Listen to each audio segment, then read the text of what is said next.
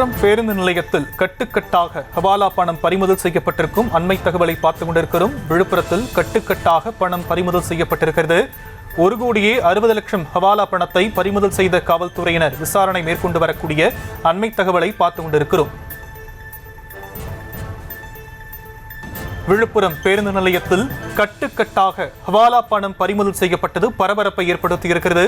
1,60,00,000 ஹவாலா பணத்தை பறிமுதல் செய்த காவல்துறையினர் விசாரித்து வருகிறார்கள். பேருந்து நிலையத்தில் நின்று கொண்டிருந்த சிலரிடம் சந்தேகத்தின் பேரில் போலீசார் விசாரணை மேற்கொண்ட போது இந்த பணம் பறிமுதல் செய்யப்பட்டிருக்கிறது. விவரங்களை நம்முடைய செய்தியாளர் தாமோதரன் வழங்க நாம் கேட்கலாம். தாமோதரன், மேலும் விவரம். வணக்கம். விழுப்புரம் பேருந்து நிலையத்தில் சந்தேகப்படும் விதமாக 4 நபர்கள் நின்று வந்துள்ளனர்.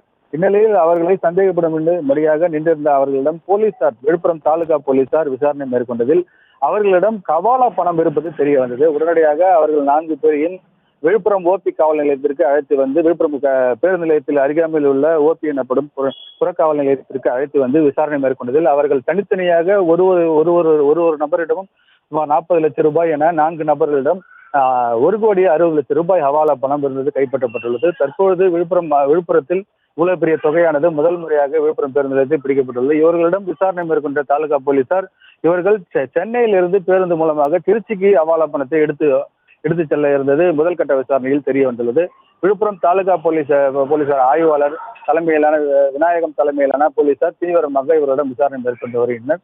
தற்பொழுது இந்த பணத்தை யாருக்காக எடுத்து செல்கின்றனர், எதற்காக அந்த பணம் இவ்வளவு பெரிய தொகையினை பேருந்து மூலமாக எடுத்து செல்கின்ற இந்த விசாரணையை தீவிரமாக காவல்துறையினர் தீவிர விசாரணை தற்போது வரை மேற்கொண்டு வருகின்றனர். இந்த சம்பவமானது விழுப்புரத்தில் பெரும் பரபரப்பை ஏற்படுத்தியுள்ளது.